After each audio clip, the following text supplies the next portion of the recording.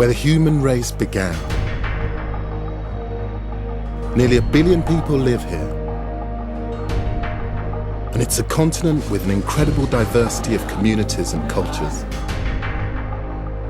Yet we know less of its history than almost anywhere else on Earth. But that's beginning to change. In the last few decades, researchers and archaeologists have begun to uncover a range of histories as impressive and extraordinary as anywhere else on Earth. It's a history which has been neglected for years, and it's largely without written records.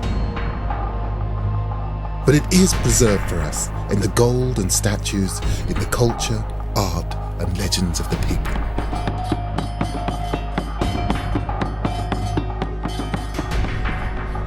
My name is Gus Casely-Hayford. Over many years, I've studied the history and culture of Africa. As an art historian, I'm used to drawing stories from mute objects from the past. I'm going to discover the history and find out what really happened to the lost kingdoms of Africa.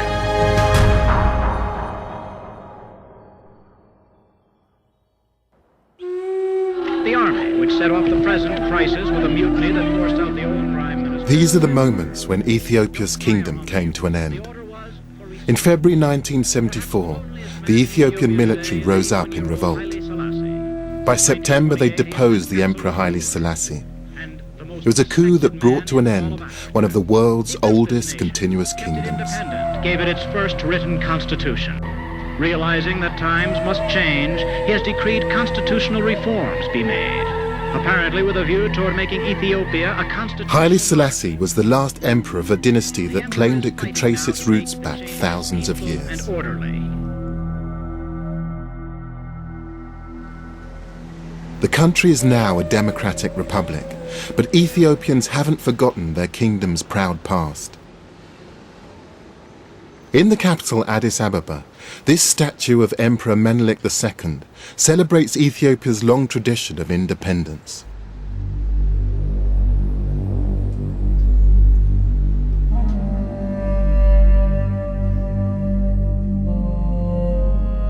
At a time when much of Africa was being colonized by European powers, Menelik II's army fought off an Italian attempt at conquest.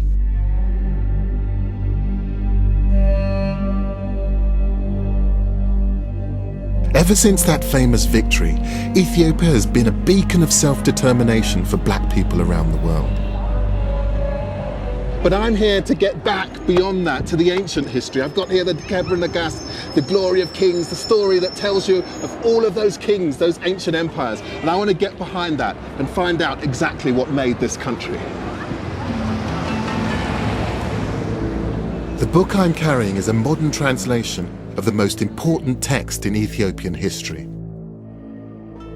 The Kebra Nagast was written in the 13th century, and it sets out the lineage of Ethiopia's emperors. It makes some grand claims. It says the dynasty began in 950 BC, and that the first emperor, Menelik I, was the son of illustrious parents, Solomon, king of Israel, and Queen Makeda, better known as the legendary Queen of Sheba. The link to the Old Testament gave a legitimacy to the Ethiopian Empire. But is there any truth in it? Is there really a connection between Solomon and Sheba and the Ethiopians? That's what I want to find out. No.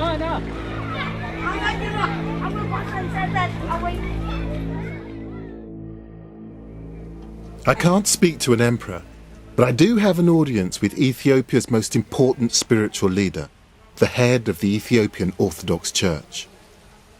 As with most ancient kingdoms, the Ethiopian emperors claimed their power came from God. Church and state were inextricably linked. So evidence of the origins of the church might throw some light on the history and origins of the Ethiopian kingdom. Could you tell me something about the history or the origins of the Ethiopian church? 1,000 years before Christianity, Ethiopians have accepted officially the Old Testament order, and they have followed for 1,000 years. So we accepted Judaism, and then we accepted Christianity. Now it is 3,000 years old altogether.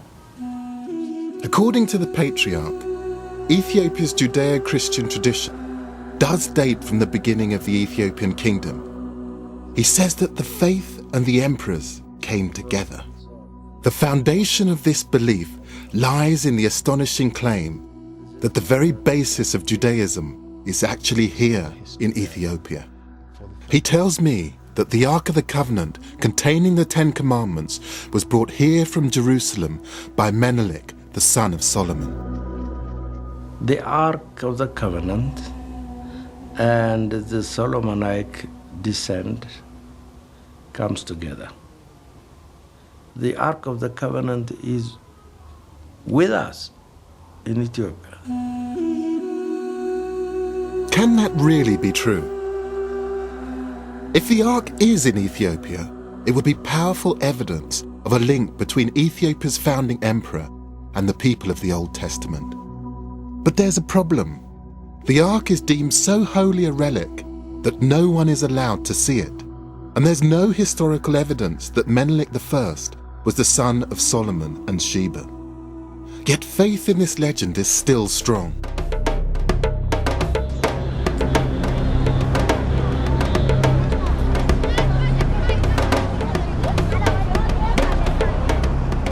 I want to find out why it endures and discover whether it's true. I'm going to look for continuities that might appear over centuries in religious traditions, in language, and in Ethiopia's old buildings. I want to see if I can connect them to Solomon and to Sheba.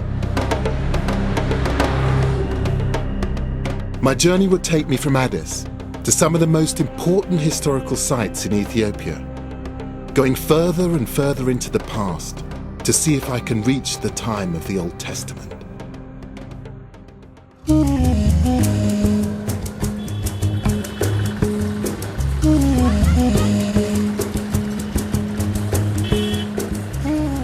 My guide here is Habtamu Mama.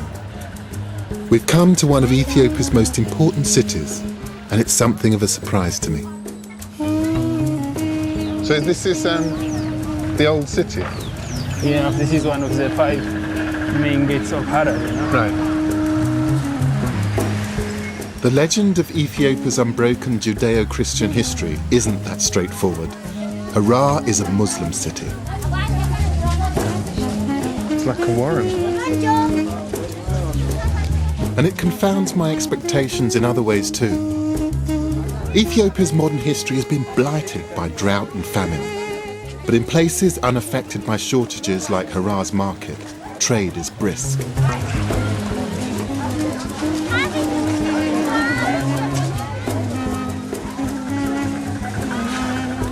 Historically, the Ethiopian highlands are one of nature's storehouses. More crop species are found here than in any other part of the continent. Frankincense used in churches and temples for centuries grows wild here. Oh, that's gorgeous. What do I do with this incense? And it smells beautiful as it is, but how do I make it even more powerful? When we make coffee, Yes. you just fire, and then you put on the fire, and it smells good for the coffee ceremony. Thank you very much. Thank you. What should I be saying to her? I'm a seconado. I'm a seconado.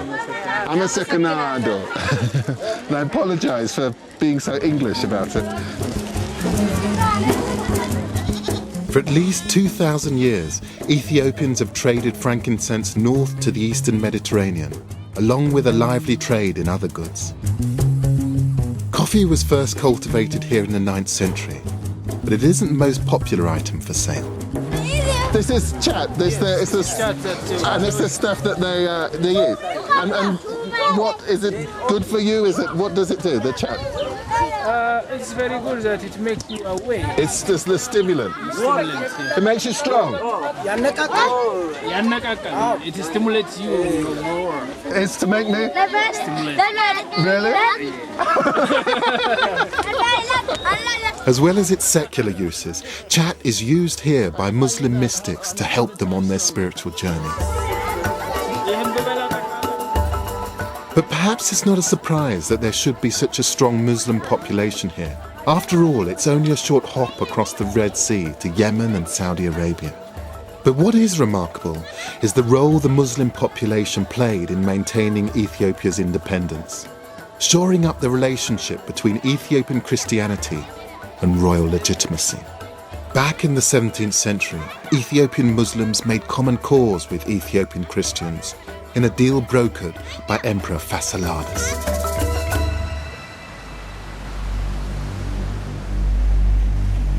I'm heading to his capital to find out more about him and the Ethiopian kingdom he ruled over. I'm travelling to Gondar across Lake Tana on the ancient trade route which avoids the mountains.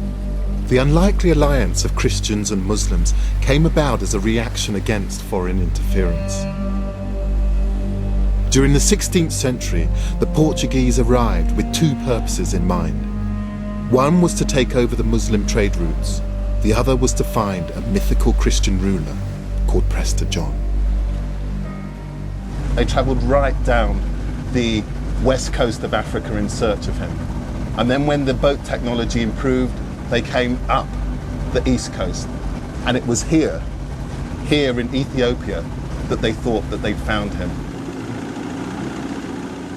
Prester John turned out to be a figment of European imagination. Instead, the Portuguese found a real Ethiopian Christian kingdom. And whilst they enjoyed some success in converting the local population to Catholicism, their attempts angered many. A foreign imported version of Christianity united Ethiopian Christian and Muslim alike under the banner of Emperor Fascioladas. They expelled the Portuguese and executed their Jesuit priests. Ethiopian traditions were again free from outside influence. Some seem unchanged to this day. Papyrus canoes like this one have been used here for thousands of years.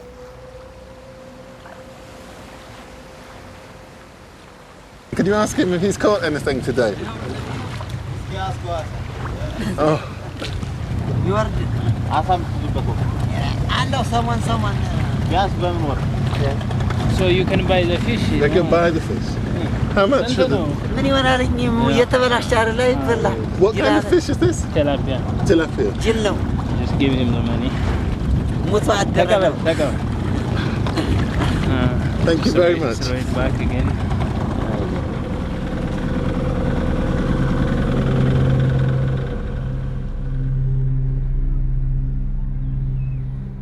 To the north of Lake Tana lies Gondar, Ethiopia's 17th century capital. It's dominated by an impressive castle. The city was built by Emperor Fascioladas in 1635, the man who brought Christian and Muslim together in common cause. I've arranged to meet the curator here, Getch Yigso. Hello, sir. Hello, Getch. Yeah, you're welcome. Lovely to meet you. That's good. It's just so spectacular. So what am I looking at So here? you'll see a real African castle. This is really the first place black people who live in a castle. Any palace in Ghana and in Morocco, in Tunisia, such castle.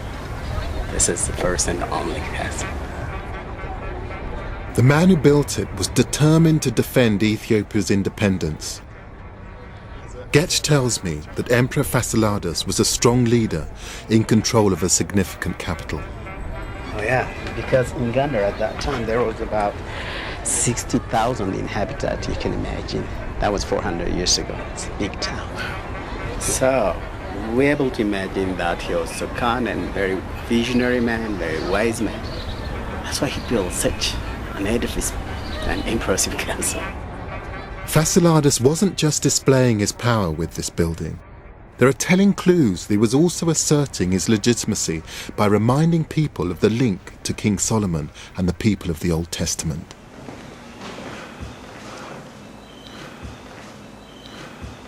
Up here I can see that There's a Star of David. Right. That is the Star of David because the previous Ethiopian kingdoms believed that their families comes from the Solomonic descendant. Yes.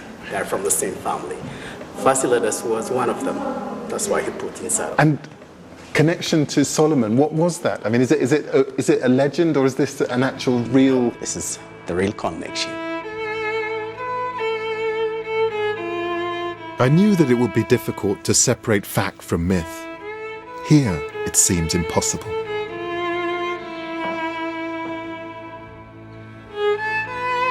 Of course, the Star of David is only one hint that the emperors claimed to be descended from Solomon. I'm wondering whether there is anything else in this castle that points back to the world of the Old Testament. For me, the best way of getting a real sense of the building is to sit down, just spend a few quiet minutes, just sketching. I suspect that Fasilides may have been more influenced by outsiders than he would have cared to admit.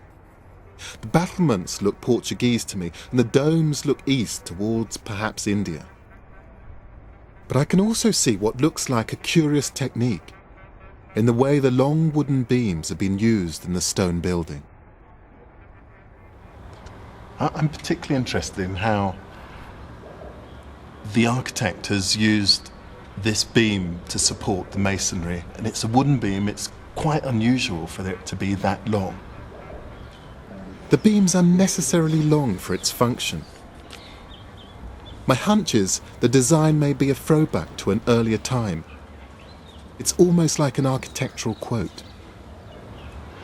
To see it here in this site where they've absorbed influences from all over the neighbouring regions is absolutely fascinating. Details like the beam suggest that while there were some outside influences on the kingdom, local heritage and traditions were fundamental. And the execution of the Portuguese Jesuits shows the emperor's determination to defend the distinctive role of the Ethiopian Church. Just as in Western Europe, many of the oldest buildings still standing in Ethiopia are churches. And I feel sure these buildings can tell me about the relationship between the emperors, their faith, and their history. This church was built by Emperor Yasu, a close successor to Fasilides in the 17th century.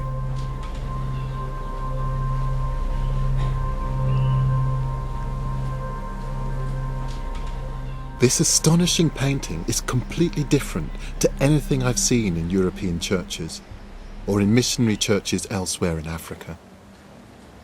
I spend so much of my time trying to rationalize and explain beautiful things, but very occasionally I'm just completely knocked sideways by something, and coming in here to this particular church and seeing a lot of the Christian tradition that I was brought up with depicted in a completely new way with a level of intensity that I've never seen before. It's just absolutely astounding.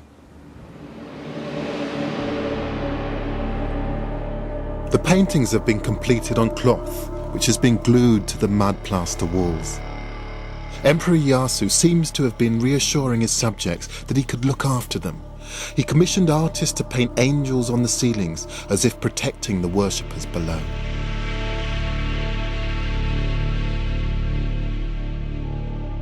It's a stunning example of the individuality that the emperors were so determined to preserve.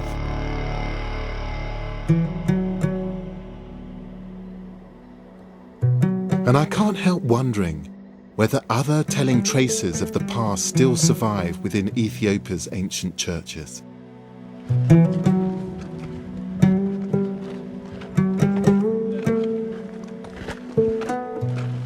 It's Sunday morning, and I'm going to a service at a church far into the highlands of East Gondar.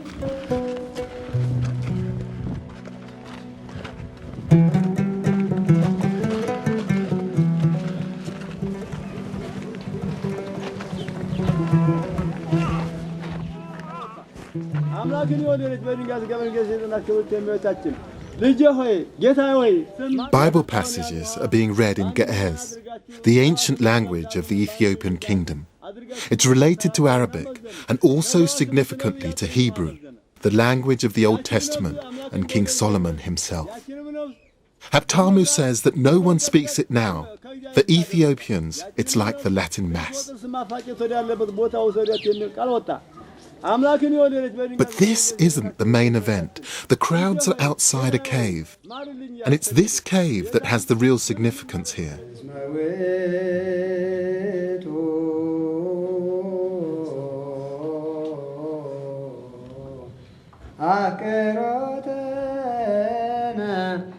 This place contains beehives, which are regarded as holy by the congregation. And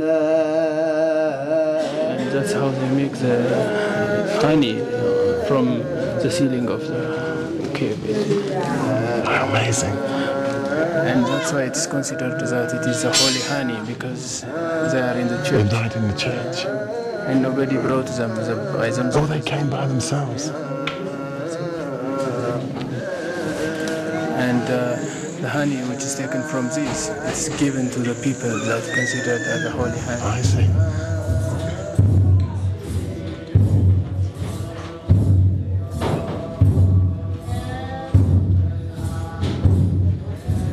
You can really feel a palpable feeling of people believing in this place. Sense that it's not just communing with God, it's making contact with a very profound past.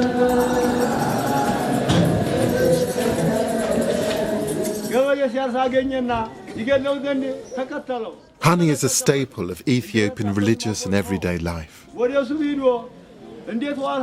From the honey, the Ethiopians make a kind of mead, which is called tej. It is both the national drink and the communion wine.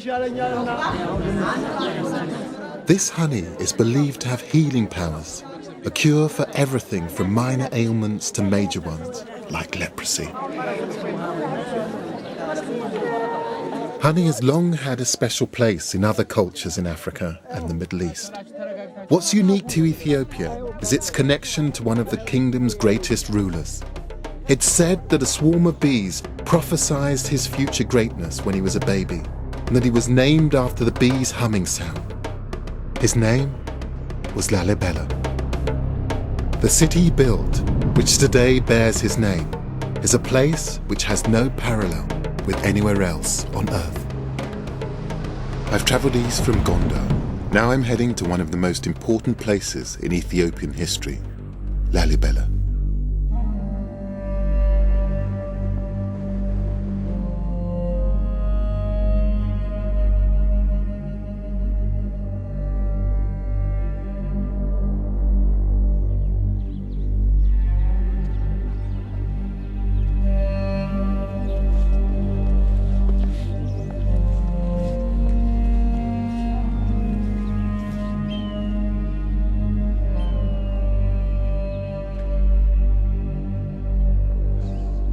Not much that could prepare you for that.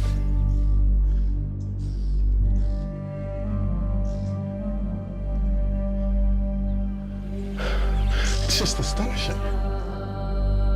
This is one of the churches of Lalibela. They've been sculpted out of the mountain, each one carved from solid rock. You get a sense of just what a huge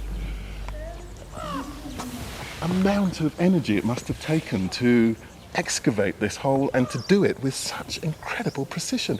Every single one of those angles is just so precise. You can still see the subtle incline of the hill on the roof, but the actual body of the church. And if you designed it, made it in concrete with moulds, you couldn't make it more precise. It's just astonishing.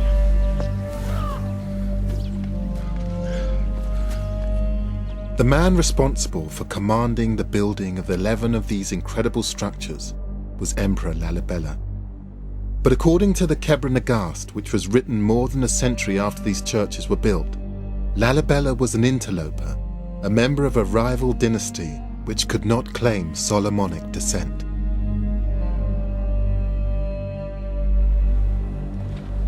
However, Lalibela claimed God commanded him to build these churches, and in so doing, he attempted to claim legitimacy as an emperor because he was doing God's work. A legend grew over centuries that the buildings were completed at superhuman speed. But recent research by a team of French archaeologists, led by François-Xavier Fauvel, suggests otherwise. Usual story on Lalibela says that the whole churches were built at the same time during a very short period of time, whether it was 3 nights and 3 days or 24 years. Yes. But basically this is the same story. And now we are starting to expand the sequence, yes. And which covers now a number of centuries. Yes. We have occupations here, human occupation, centuries before the 13th century, yes. and the architectural program of Lalibela develops on 2 or 3 centuries, yes. From the 12th to the 15th century at least. We can go inside here. There's still a great deal that historians don't know about Lalibela. It's unlike any other archaeological site, in that it's almost a case of archaeology in reverse. So in that way, it is not an archaeological site, and it is, and you have to wash your mind about all this kind of previous way of thinking about architecture and archaeology. Instead of having successive deposits, you have just successive removals of stone, and instead of having this deposit accumulating and giving you information about the successive occupiers of the place, you have people who, the more they removed, the more they erased, yes. traces of people that were here before. The French investigations are expected to go on for at least 4 years. Emperor Lalibela left an intriguing legacy, one which underlines the uniqueness of his kingdom.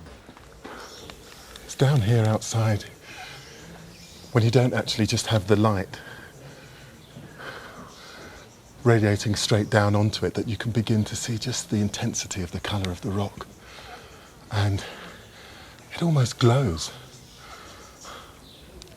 It just blows you away because it's completely unlike anything I've seen before. And that isn't just in terms of the design, but it's just thinking about, what does it take to do something like this?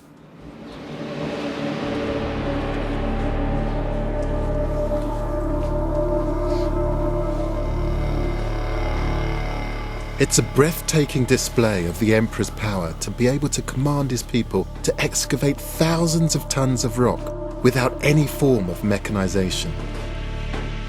And it speaks of the cosmopolitanism of this part of Africa at the time.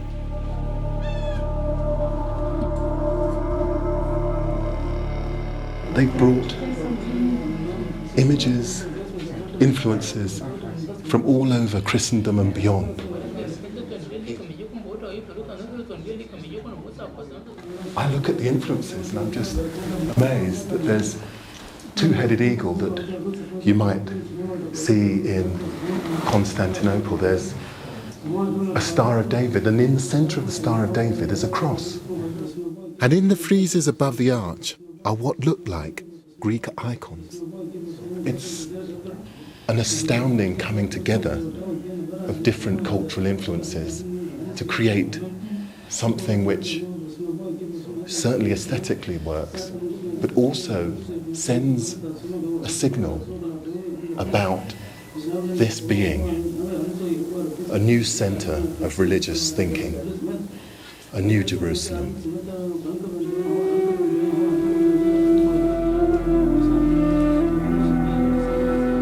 This is a scale and quality of architecture on a par with many of the achievements of medieval Europe. And it's fascinating to see this cosmopolitan approach in a place which many medieval Europeans considered the extreme fringe of Christendom.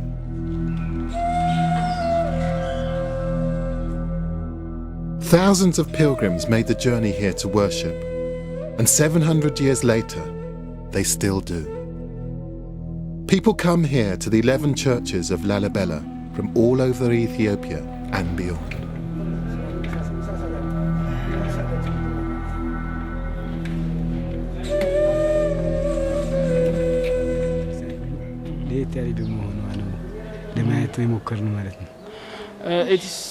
We heard that it is totally different from other churches, and religion-wise, we are told that if a person go to Lalibela and see, if you make a pilgrim, you will be righteous, and from generation to generation.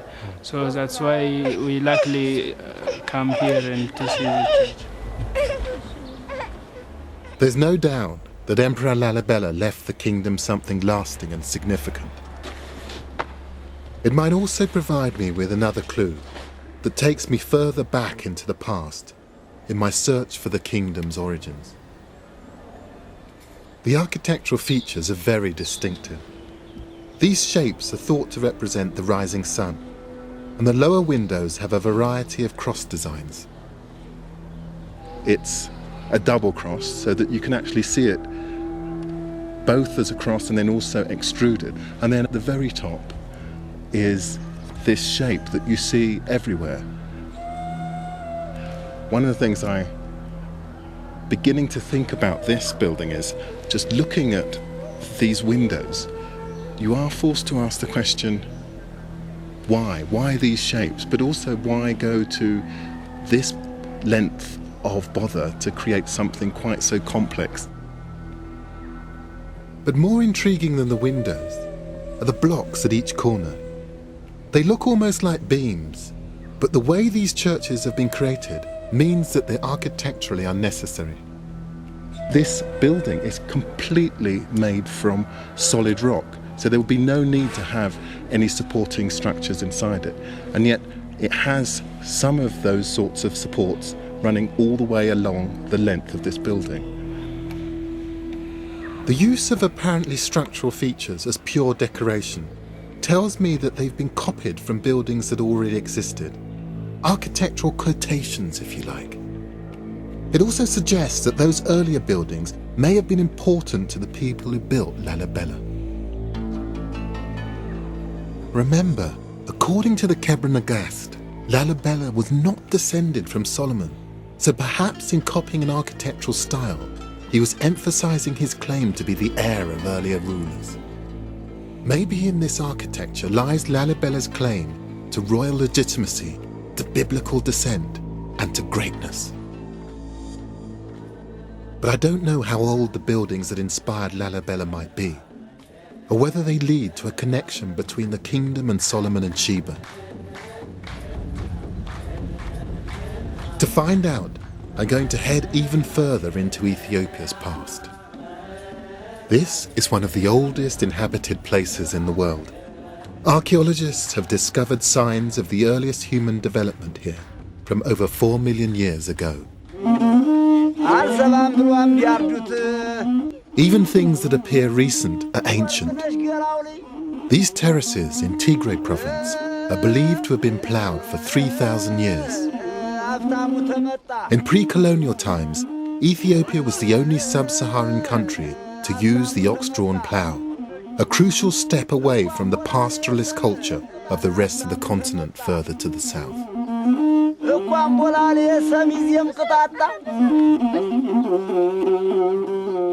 The terraces rise from the bottom of the valleys to the mountain peaks, and they all have to be ploughed in time for the rains in a few weeks' time. I want to try my hand at a 3,000-year-old skill. I'm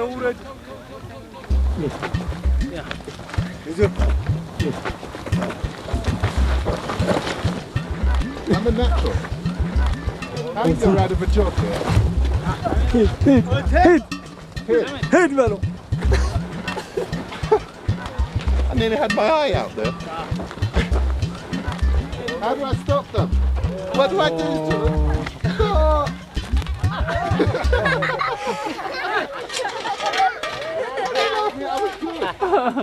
There is a serious point to all of this, and it's that this method of agriculture was unique to these highlands, and it doesn't appear to have spread quickly to surrounding areas.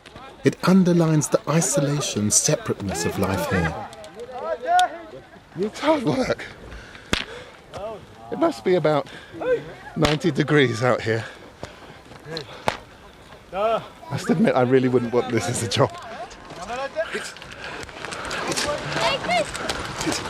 He's just as bad at steering as I am. I might have to give him a few tips, I think.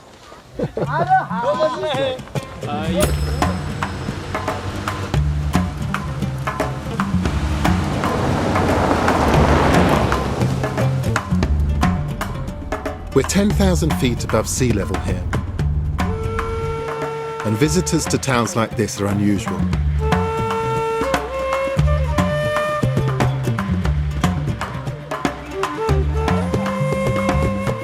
I wonder whether isolation like this is why Ethiopia's traditions seem to have lasted so long.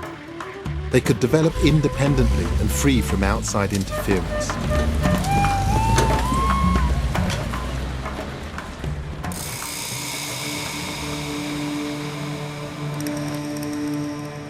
But there are few places in the world more self-consciously cut off than my next destination. In the far north of Ethiopia lies Debre Damu, one of the most important sites in the country. Debre Damu is one of the oldest buildings in Ethiopia, and it sits on top of this imposing table mountain. It's a monastery dating back to the 6th century, and its famed isolation is justified. The only way to get to it is by climbing a rope made of goatskin up a steep cliff. And hopefully do a quick prayer for us as well. I need all the help I can get. Good luck, Haptamu. Thank you. It seems like a good idea to send Haptamu up first. He can show me how it's done. Oh.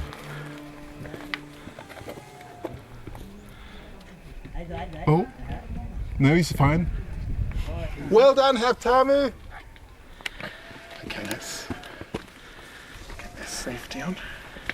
If this has worked for thousands of years, I mean, who am I to doubt it? I mean, even if my stomach is absolutely full of butterflies and doesn't seem completely convinced, I'm the sort of person who gets vertigo if I stand up too quickly, but I really want to see Debre Damu, so I think all of this is really worth it.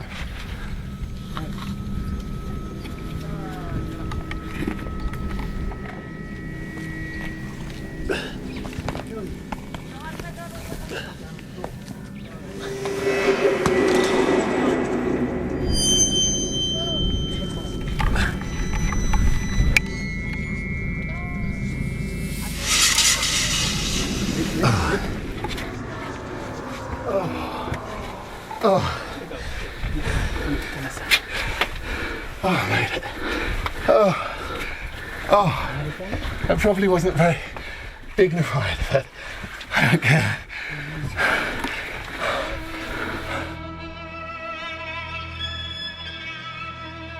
Just look at those views. We're right on the top of the world. Coming up here, getting up here, I wouldn't have missed this for the world. It's just amazing.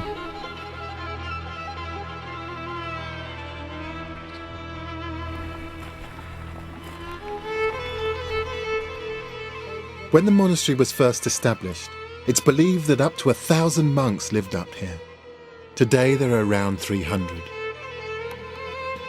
It's said to be one of the oldest permanently occupied Christian communities in the world, and it's at least 500 years older than Lalibela. It was built thanks to another Ethiopian emperor, Gabra Mescal. He ordered the construction of a colossal ramp to help get building materials up onto the plateau. Once the monastery was completed, the ramp was demolished and Debre Damu was isolated once more. And the monks continue to take their separation seriously. So they don't allow women up here, is that right? That's right. No women. No women at all? No women at all. And that's ever? There were never any women allowed up here? And that's the church. In fact, Ever since the 6th century, they haven't even allowed female animals to be brought up from the valley floor. The fact that Deborah Damo has been so cut off for so long could be useful in my search for how this kingdom's traditions have echoed through the ages. I need to see the most important building here. Tomorrow I'm going to join the monks at a special service inside the 6th century church. So we're going to try and get a little bit of shut-eye and then be up with the sun, because that's when the monks get up.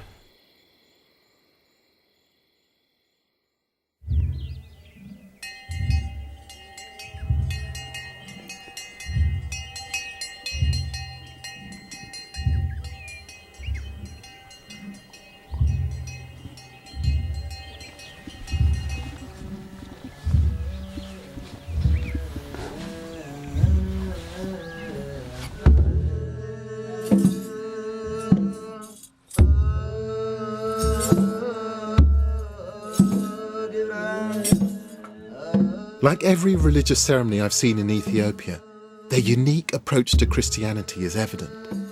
But it isn't just the service that's catching my eye, it's the building it's being held in. The most amazing thing is to see some of the features that I saw earlier in my trip, but used structurally. You begin to get a sense of that history that was being evoked by the architects of Lalibela and Kondo. But here, it's actually holding up this structure. This was what they were echoing. Here are the square-ended beams I saw on the corners of the windows at Lalibela's rock churches. The rising sun window designs here too. And I last saw these distinctive long wooden beams in the castle at Gonda, where the architecture struck me as being from an older local tradition. And here it is in a 6th century church, made from small, uneven stones. It's only these kind of beams that can hold up walls like these. And another feature literally stands out. Different shaped beams which extend beyond the walls. These are called monkey heads. I just tried to spend a few minutes just thinking about how this monkey head technology was actually put together. And what I think is that these heads represent the end of a sort of dumbbell-like piece of wood that sat across a beam. And basically, because the ends were wider than the body of these structures, it actually meant that the pressure from above helped to keep the building taut. This actually meant that you could actually build more than one story on these buildings.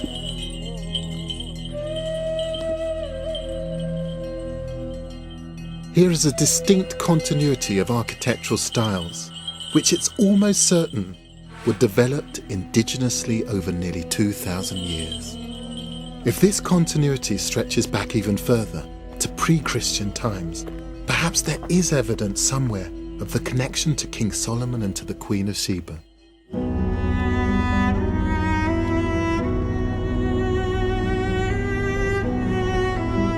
Deborah Damo deliberately cut itself off from the world.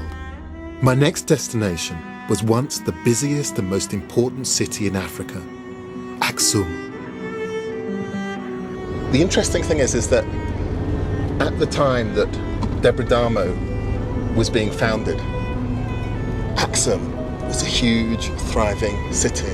And I'm just reading this book, which is about Aksum at its height, about it being a huge ivory market and people coming from all about to trade with this enormous empire.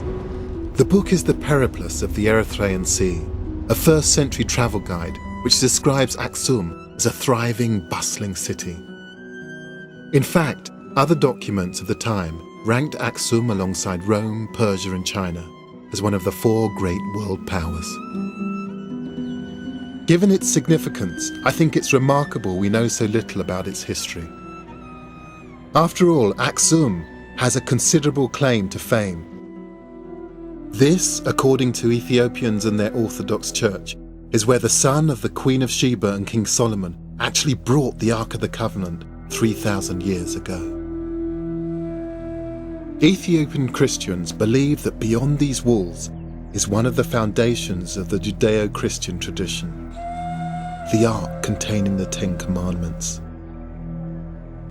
Until 1974, that Ark was the cornerstone of the legitimacy of the kingdom itself. The existence of the Ark here would go a long way to prove that the Ethiopian dynasty of emperors was founded by King Solomon and the Queen of Sheba. It would confirm the legends that have lasted for centuries. But the Ark is deemed so holy that no one is allowed anywhere near it.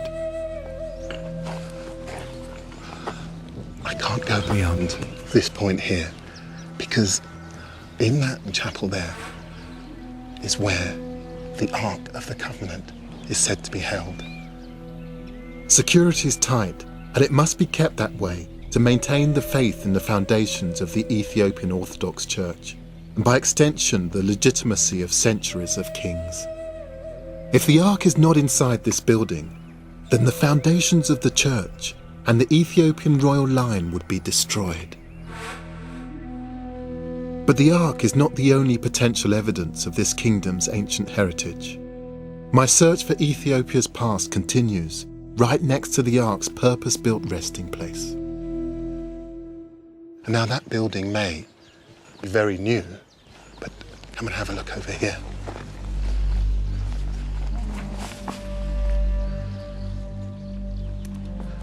Down here is something very, very old. This is the remains of a building which is 4th century, said to have been built by King Ezana. Ezana, archaeologists believe, was responsible for Ethiopia's first Christian church. He was the first Ethiopian emperor to convert to Christianity. Archaeologists know this for certain because coins minted during his rule show almost the moment of Ezana's conversion. One coin has a Christian cross in its design, but another, earlier coin, shows the pre-Christian religious symbol of the crescent moon and the sun. This is hugely significant. It means that there was a continuity of ruler before and after Ethiopia became a Christian country. The Judeo-Christian tradition here does seem to be unbroken. The coins confirm another fact. By the 4th century, this was a significant, well-established kingdom. This was the only place in sub-Saharan Africa at that time known to have issued currency.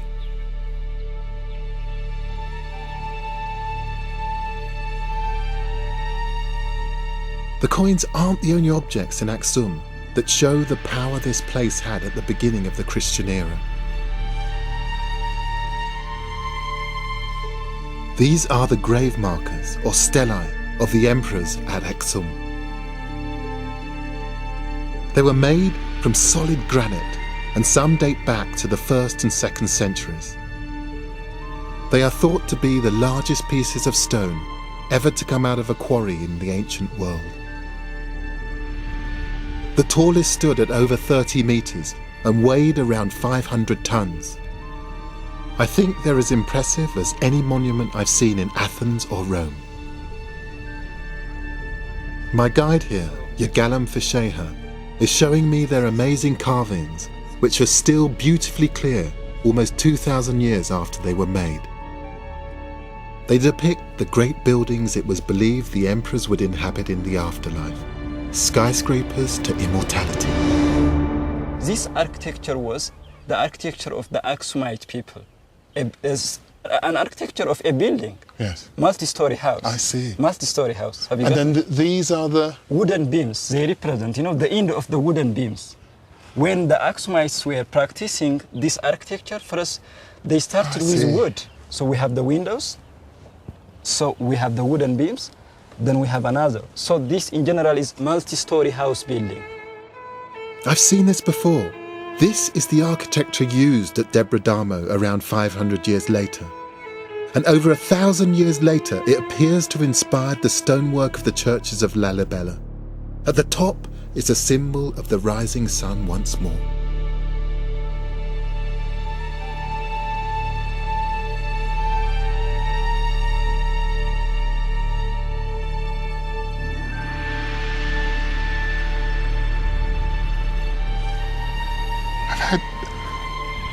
Just a very quiet epiphany moment when this journey has begun to really make sense. I mean, this stela, this single piece of rock, holds many of the elements that I've seen on my journey up until now, but here configured in a way that gives them a kind of sense, gives them a continuous historical narrative, which I suppose is the history of Ethiopia.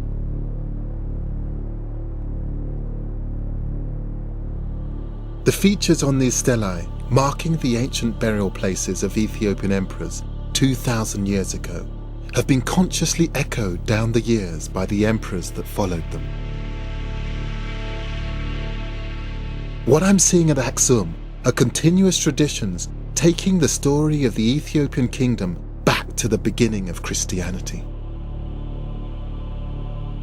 But I still want to find evidence that the kingdom might go back even further, to the days of Solomon and Sheba. Yagalam has one more ancient artifact to show me. Wow, what's this? Here we have a memorial stone inscription which was written in the beginning of the 4th century by King Ezana, wow, the first Christian king of Aksumite kingdom. So what's inscribed on it? The message of the inscription is more about his military victories and more about his political power. It's a proclamation, a kind of tourist information sign, telling visitors to Aksum about the might of the emperor. And it's multilingual, the inscriptions in the local Ge'ez language, still used in church traditions. It's in the international language of the day, ancient Greek, and it's in a language called Sabaean. Sabaean was spoken only for a brief time, and only in this part of Africa and southern Arabia. Historians think it died out around the 8th century, but it first appeared around 1000 BC. It's the language of Saba, the part of Yemen where the Queen of Sheba is said to have come from. This stone is from the 4th century AD, 1400 years after the Queen of Sheba is supposed to have reigned. It's not the Ark of the Covenant, but it does point me deeper into the past in my search for the kingdom's origins. It's thought that the Kingdom of Aksum was a continuation of a civilization which had existed nearby. That's where I'm headed now. Just 20 miles away is the town of Yeha. It could be the Old Testament world I've been looking for. In this ancient town is a pre-Christian temple. There were worshippers here when the Old Testament prophets were writing. Over here, there would have been an altar. And it's quite a deep well beneath the altar because there would have been ritual sacrifice here. This would have been a place in which the blood would have been allowed to drain. An important part of Old Testament Judaism was making offerings in the form of slaughtered sheep and goats. And this may well have been a baths where people would have come to cleanse themselves. I mean, this building suggests all sorts of things. Not much is known about the people who built this temple, but archaeologists believe this is the oldest surviving building in Ethiopia. And it predates everything that we've seen up until now. And the quality of this brickwork, it just belies the fact that this building is 500 BC.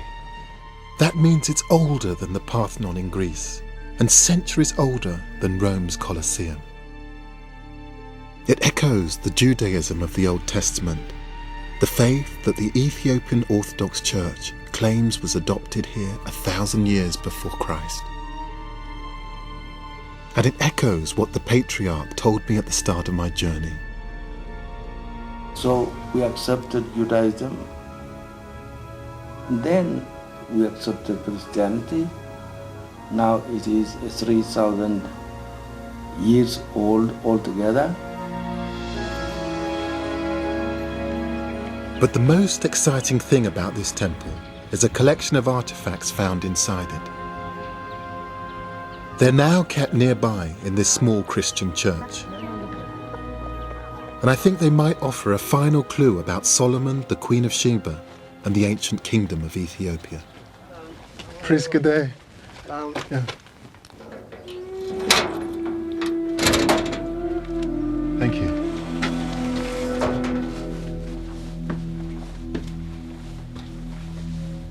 I didn't know it would be like this. There are crosses and scriptures spanning many years of Christianity. Thank you. And there's an incense burner which doesn't belong in any church. It's been carved with the pre-Christian symbol of the crescent moon and the sun. Archaeologists think it dates from the 5th century BC. And from the same era as the burner are these stones, inscribed in the language of the Queen of Sheba, Sabaean. These are almost certainly objects from the time of the Old Testament, and they show an ancient link between Ethiopia and Saba, the home of the Queen of Sheba. This takes us back to, well, to the very beginning. I mean, a lot of people talk about the Queen of Sheba, and here you're showing me a stone inscription which may well mean that all of that is true. It's pre-Christian evidence of the Queen of Sheba's language in the heart of ancient Ethiopia. It means it's just possible that the legend of her son founding Ethiopia's kingdom is based in fact. I wanted to find out whether there was any truth in the legend of Ethiopia's kingdom being founded by the son of King Solomon and the Queen of Sheba. In Ethiopia, separating legend from fact is difficult. The stones in the church, inscribed with the Sabaean characters, are estimated to be 2,500 years old. Not quite the 3,000 years the church claims for its connection to the Old Testament, but not far off. And whilst there might not be proof of a blood connection to Solomon, there is a striking cultural connection to the world of the Old Testament.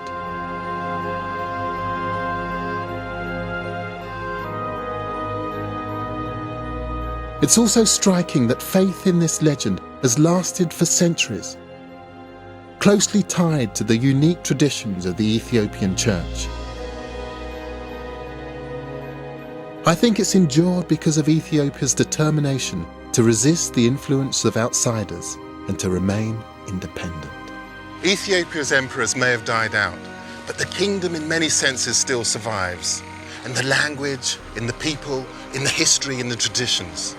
It's an extraordinary history, a proud history, one that deserves to be better known.